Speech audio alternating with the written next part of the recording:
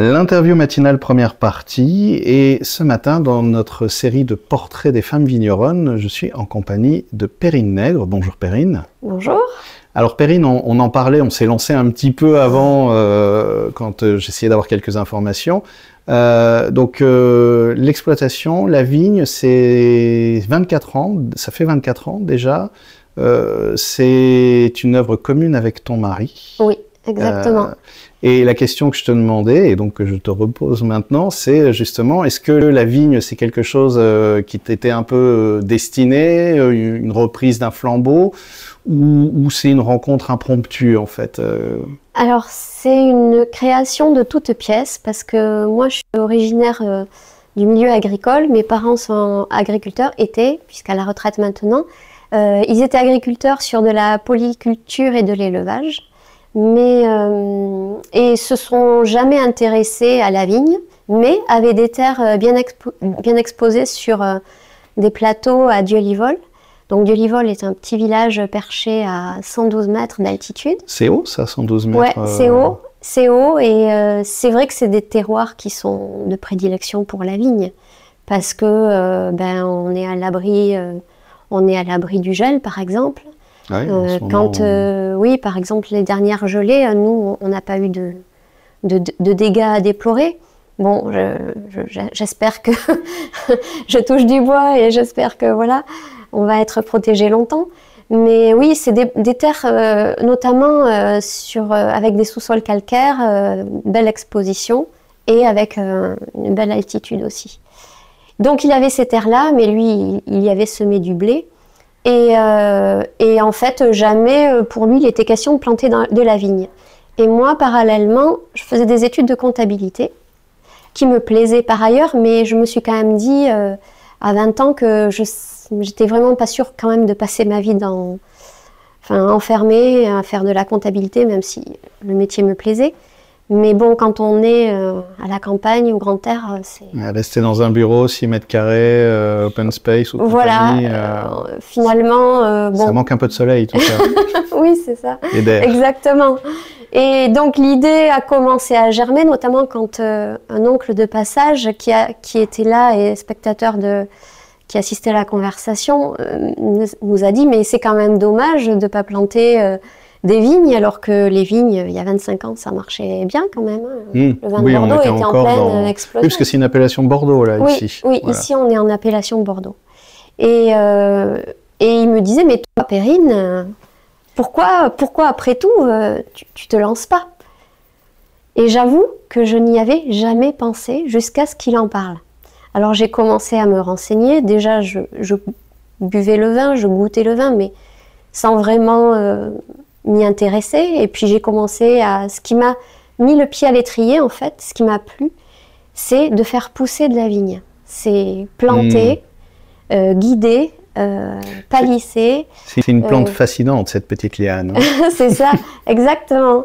Et ce qui m'a plu, c'est la physiologie de la vigne, comment on arrive à produire du raisin, quels sont les mécanismes qui font que on arrive à produire des raisins de qualité, plutôt qu'autre chose, pourquoi on palisse pas, toutes ces questions-là, j'ai commencé à m'y intéresser et l'idée a germé, après mes études de comptabilité, de me lancer dans un BTS viticulture-œnologie en vue de m'installer et en vue de planter mon premier hectare de vigne.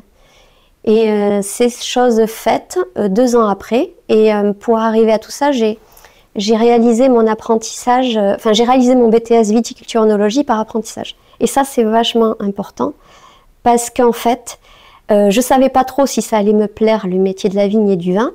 Et oui, parce donc, que c'est assez...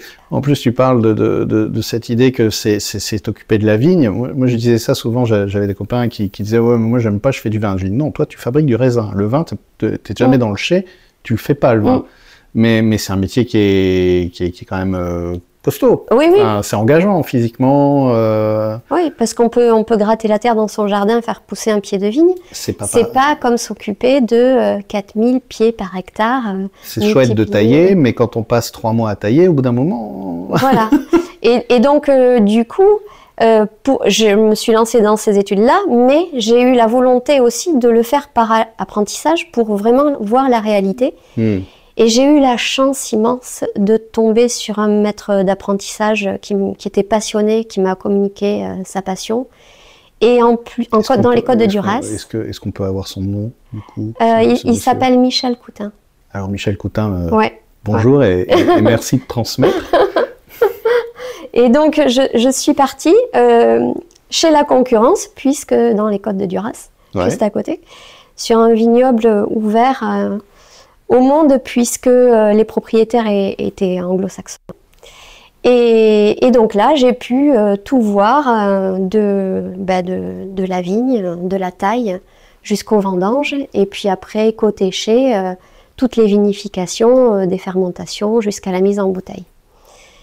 Voilà. Et ce pendant 2 ans. Et j'ai été super bien accueillie. J'ai adoré ce que j'ai fait. Et j'avais qu'une hâte, c'était de revenir et de planter. Et voilà. Donc oui, c'est vrai qu'on le dit pas assez, mais c'est hyper important de ne pas être juste dans la théorie. Pour être un peu taquin, il y a des facs qui proposent d'étudier le cinéma à Bordeaux, mais qui ne font jamais tourner quoi que ce soit à qui que ce soit. C'est oui, d'être les pieds dans la terre quand même, parce que et donc toi, ça permet aussi, j'imagine à ce moment-là, de voir ce qui t'anime vraiment dans le travail de la vigne, parce que je fais un distinguo entre le chai et vraiment la production du raisin. À titre personnel, j'aime pas trop le chai, parce que déjà, je trouve ça sent fort. Mais et toi, à ce moment-là, tu ressens vraiment en disant, ouais, je veux planter, quoi. Oui, mais je voulais planter, mais moi, mon objectif, c'était quand même d'aller jusqu'à faire mon vin. Oui. C'est un peu comme, je pense que j'aurais pu éventuellement reprendre un élevage laitier, mais si j'étais allée jusqu'à faire du fromage. Oui, vraiment transformer jusqu'au bout. Il y avait une volonté chez moi d'aller jusqu'au produit abouti, quoi. Et donc, on a commencé à planter 3 hectares de vignes. Et en 2004, on a rentré nos 2 premières cuves pour vinifier notre première vendange avec mon mari. Et en fait, on est resté longtemps à 3 hectares parce que, bon, mais on a quand même tout planté, on n'a pas récupéré des parents, on n'a pas eu d'historique en viticulture, donc on y allait vraiment petit à petit. Et donc, pour ce faire, on avait des boulots à côté. Mon mari était enseignant. Et moi, je suis restée sur ce vignoble en Côte de Duras, où, comme j'avais une formation comptable et une connaissance en viticulture œnologie, j'ai assuré la comptabilité. J'étais assistante de direction, quoi. Et je recevais les gens, j'animais des dégustations. C'est chouette parce que ça continue ta formation aussi pour préparer après. Ah oui, oui. Oui, du coup, il y a encore un apprentissage qui se fait. Oui, exactement. Et donc, ton mari est enseignant. Donc, lui, au départ, c'est pareil. La vigne, c'était pas une ambition enseignant, peut-être en lycée agricole, je sais pas, ou... Non, professeur en lycée général, oui. Ouais, en quel... Physique-chimie. Ah bon, ça va alors, il y a quand même des passerelles. Oui, c'est pas biologie, il y a des passerelles, mais l'œnologie, c'est de la biochimie. Ouais, ben... oui, mais bon... Il comprend bien le langage. Oui, ça va, il s'y est fait. Oui. Et il a suivi pourquoi? Par amour ou par quel amour il a suivi? Celui de la vigne ou celui de sa chair et tendre? Alors, je pense que... déjà, quand on a planté, c'était vraiment un projet commun. Oui, d'accord, oui. Dès le départ, il y avait cette envie de faire ensemble. Oui, voilà. Je pense que lui sans moi et moi sans lui, c'était pas possible. D'accord. C'est toujours d'actualité. Mais oui, voilà. Et en fait, on est assez complémentaires, donc c'est pour ça que ça a bien amorcé et ça a pu perdurer. Alors, on arrive déjà à la fin de la première partie de l'interview, donc je propose qu'on fasse une pause. On se retrouve dans un peu moins d'1 heure pour parler de la suite, tout simplement, de ton parcours, parce que voilà, c'est planté, c'est récolté, c'est vinifié, mais après, il y a tout le reste, parce que ça, c'était en 2004, et on est en 2024, donc il y a beaucoup de choses à dire encore. Deuxième partie de l'interview matinale, toujours en compagnie de Perrine Nègre à Dieu-Livol. Et je disais tout à l'heure, j'ai toujours envie de dire Dieu le veut. Dieu-Livol, ça vient de... C'est exactement la signification de Dieu-Livol, puisque Dieu-Livol vient de Diex Livolt, qui veut dire Dieu le veut en latin. D'accord, voilà. Ok. Et donc, c'est les latins qui ont dit, si là, Dieu le veut. Il veut quoi, je sais pas. On sait ce qu'il veut, du coup. Je sais pas. Des asperges, de la vigne. Du vin, voilà. Un endroit apaisant.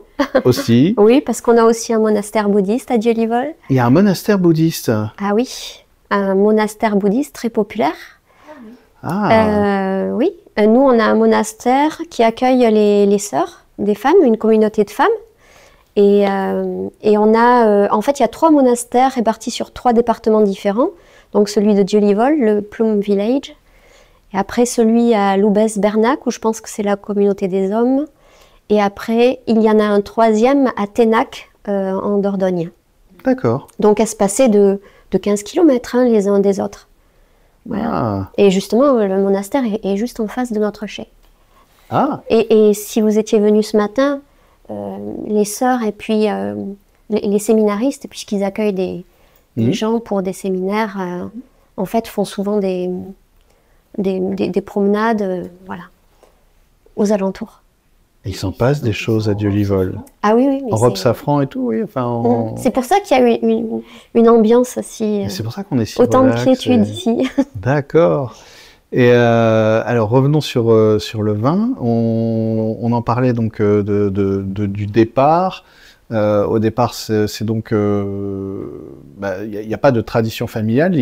Tu as tes parents agriculteurs qui font de la polyculture. Il y a ces terres qui sont en hauteur, à une centaine de mètres. Ton oncle qui dit ce serait pas mal de faire de la vigne ici. Et là, pouf, ah mais oui. Et donc avec ton mari, tous les deux, vous vous lancez en 2004, première récolte. Alors première récolte. Non, c'était en 2002 et 2003. D'accord. Mais à cette époque-là, j'ai eu mes enfants. Et en fait, on avait pris le choix, on avait fait le choix en fait, de vendre nos raisins sur pied pour élaborer à un viticulteur voisin qui, lui, élaborait du crément de Bordeaux. D'accord. Donc, il achetait notre vendange et il élaborait du crément de Bordeaux. On a fait ça 2 récoltes. Et c'est en 2004 que nous avons décidé de vinifier pour la première fois. Alors, aujourd'hui, le vin est bio. Oui. Il l'était au début aussi ou c'est venu petit à petit? Alors, il ne l'était pas au début. En fait, on a entamé une conversion en 2019. D'accord. Pourquoi? Oui, en fait, pourquoi? Parce qu'on avait une petite surface. Le problème, c'est que la conduite d'un vignoble en agriculture biologique est assez chronophage. Il faut être présent, il faut être réactif, il faut être bien équipé aussi en termes de travail du sol, de traitement. Et c'était pas notre cas à l'époque. Et comme on travaillait par ailleurs avec mon mari, on n'avait pas la disponibilité en fait pour démarrer une conversion. Tu dis une petite surface, c'est combien aujourd'hui en hectares? Alors à l'époque, on avait 3 hectares. Ah oui, c'était toujours 3... ah oui, non, en 2004, pardon, oui, 3 hectares. Ouais. Ah oui, donc se lancer en bio à l'époque... oui, on n'était pas suffisamment équipés, pas suffisamment disponibles. Nos enfants étaient petits. Donc c'était... Non, on ne pouvait pas. Même si on avait une réelle volonté... de un jour démarrer une conversion. Oui, ça faisait partie des projets, mais j'aime bien cette idée de brique par brique, on construit patiemment, voilà, solidement. Donc déjà 3 hectares, on voit ce que ça donne. Vous avez tous les deux un métier à côté, justement, qui vous permet aussi de vivre, hein, en fait, tout simplement. Quand est-ce que vous augmentez la surface? Alors, on a commencé à augmenter la surface à partir, parce qu'aujourd'hui, on ne représente pas un grand vignoble, on reste quand même un vignoble de poche, puisqu'on a 8,7 hectares. Oui, donc ça reste quand même... C'est petit. Mais en fait, on a commencé à augmenter les surfaces à partir de 2016. Et en 2018, il s'est passé une nouvelle étape dans notre vie professionnelle, c'est que on a décidé, avec mon mari, de nous associer à un copain vigneron qui était dans la même situation que nous, c'est-à-dire propriétaire d'un petit vignoble. Lui, il avait déjà amorcé une conversion bio à l'époque. Mais lui alors, il avait un boulot par ailleurs et il était coopérateur. Et en fait, il arrivait au terme des 5 années qui le liaient à la cave coopérative. Et son rêve, c'était de faire son vin. Donc on s'est dit, ben on va fédérer nos efforts, fédérer le matériel et on va démarrer une conversion bio. Donc en 2018, on s'est associé à Philippe, qui vit à Couture-sur-Dro. Son vignoble est sur Couture-sur-Dro et Neufond. Donc pareil, des plateaux bien exposés de l'autre côté de la Bastide de Montségur. Et donc à nous deux, aujourd'hui, on a 15 hectares. Enfin, nous deux, à nous trois. Mais, du coup, donc ce qui vous permet de mutualiser, effectivement, oui, parce que c'est un investissement, le biomatériel aussi, c'est pas juste du temps, c'est aussi un matériel qu'il faut acheter. Donc, à ce moment-là, quand est-ce que, justement, aujourd'hui, vous avez tous les deux toujours un métier à côté ou le vignoble vous permet de... Non, en fait, en 2018, on s'est associé à Philippe. Et à ce moment-là, on a créé Maison Valentin Piquereau. D'accord. Donc, pourquoi Maison Valentin Piquereau? Parce que Valentin, c'est le lieu-dit de nos vignes en haut de Dieu-Livol. Et Piquereau, c'est un lieu-dit aussi sur les coteaux à Couture et Neufond. Un chemin de Piquereau, ça s'appelle. D'accord. Et pourquoi Maison? Parce que on voulait... on n'a pas le droit au nom château et clos, domaine, etc. parce que c'est très réglementé, puisque nous, on a 2 petits vignobles qui vinifient et commercialisent en commun. Et donc, du coup, on n'avait pas le droit au nom château, clos, domaine. Et on voulait quand même un nom qui évoque, je sais pas, la chaleur, la convivialité. Je trouve que maison, c'est chouette d'ailleurs, parce qu'il y a un côté, on est à la maison, oui, il y a un côté, on se retrouve autour de la table, on papote, on discute, on fait ensemble. Voilà. Et c'est assez chaleureux, en fait. Voilà, c'était l'idée. Donc, depuis 2018, notre vin porte le nom de Maison Valentin Piquereau. Parce qu'avant, du coup, c'était quoi son petit nom? Nous, c'était Château La Rambolière. D'accord. Parce que La Rambolière, pourquoi? Parce que en fait, les terres où nous avons planté avec Christophe, mon mari, appartenaient à mon grand-père. Et nous avons racheté le foncier à mon grand-père. Et c'est lui qui nous a aidés à planter la vigne. Et il s'appelle Jean-Louis Rambaud. Donc c'était un petit clin d'œil pour tous ses bons conseils et toute l'aide qu'il nous a apportée voilà, dans le lancement de la grande aventure.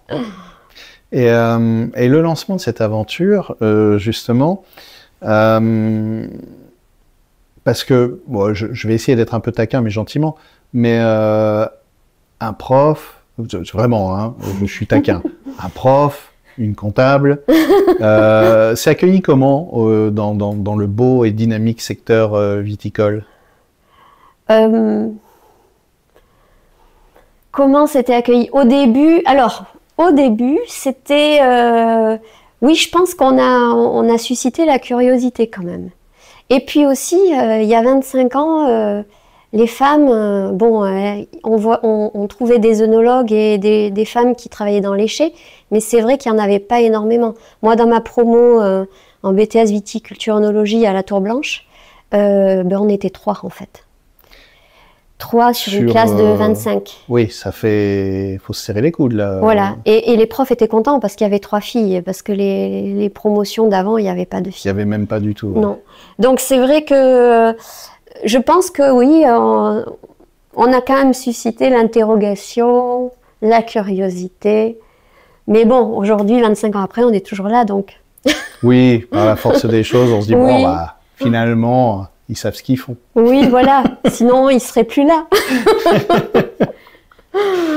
Et oui, c'est vrai que bon, c'est gentil, la curiosité, ça va, tant que c'est un petit sourcil levé en mode oui. Oui. Après, moi, je suis quand même d'un milieu agricole, donc mes parents, pareil, tout le monde les connaissait, donc bon. C'est pas non plus le phénomène pied tendre qui débarque de Paris. J'étais pas une néo-rurale qui s'improvise, quoi. et aujourd'hui, justement, bon, à l'époque, donc 3 élèves femmes et de l'autre côté 22 hommes. Aujourd'hui, on est à peu près dans les mêmes proportions ou ça change? Aucune idée, mais je pense que les proportions ont augmenté. Quand même. Quand même. Parce qu'on le voit même dans tous les ouvriers viticoles, c'est pareil. Il y avait pendant longtemps un petit côté un peu... Enfin, c'est pas un métier de femme, ça. C'est fatigant, madame. Et j'ai l'impression quand même que ça change. Alors, heureusement, parce que... Alors, on trouvait des femmes, mais pour faire le tirage de bois. Oui, voilà, c'était le grand truc. Mais il faut savoir que le tirage de bois, c'est le plus dur. Mais oui, je sais, c'est complètement aberrant. C'est le plus physique. Mais c'est tellement évident, oh ça par contre c'est chiant. Heureusement, ça a beaucoup changé parce que déjà on est mieux équipés. On a notamment, enfin je parle de la taille par exemple, on trouve beaucoup de femmes maintenant qui taillent. Et parce qu'on a aussi des sécateurs électriques, donc, mais tout le monde en profite, hein, hommes comme femmes. C'est le progrès. Oui, puis les batteries sont légères maintenant. Oui, voilà. Parce qu'au début, c'était un peu lourd. Oui. Donc c'est vrai que ça, quand même, ça facilite le travail dans la vigne. Mais le tirage de bois reste un des boulots les plus durs. Oui. Non, c'est pas très intéressant, ça, le tirage de bois. Non, c'est pas intéressant et c'est physique. Et... Ouais. C'est vrai que c'est un peu la partie ingrate. On arrive déjà à la fin de la deuxième partie de l'interview. Donc, pour finir, justement, c'est quoi, dans les métiers de la vigne, parce que c'est ça qui est formidable aussi avec quand on travaille la vigne, c'est qu'on n'a jamais vraiment le temps de s'ennuyer, parce que ça change tout le temps. C'est quoi le moment de l'année où tu dis « Ah !» Moi, je sais que, par exemple, j'aimais bien le levage. Parce que justement, on sort un peu de trucs, puis il y a un côté un peu plus... On se détend. Mais c'était un truc en mode feignant, quoi. Enfin... Oui, non, mais c'est vrai. Moi, j'aime bien le levage aussi, parce que c'est pas pénible, c'est de la promenade. Puis c'est joli après. Oui, voilà. C'est vrai, il y a la satisfaction. Mais ça, c'est comme quand on jardine. Hein. Quand on s'occupe de la vigne, il y a toujours la satisfaction en fin de journée de voir qu'on a fait du travail. On n'a pas travaillé pour rien, et voilà. Ça a un sens, en fait. Ben, c'est ça, oui. Ouais. On le voit, c'est là. Et... Ouais, c'est pour ça que j'aimais bien le levage, parce qu'on range tout, on met bien. Oui, puis quand on passe après, c'est joli et bien propre. C'est ça, voilà. Ouais. Puis après, hop, on dessine et tout, puis... Oui, moi, le moment où on va dire que j'ai une petite excitation, c'est la récolte. Ouais. C'est quand j'attends, là, sur le quai, ma première benne. Ouais. De venir voir un peu. Ouais. Et puis quand tout est rentré dans le chai, on fait ouf.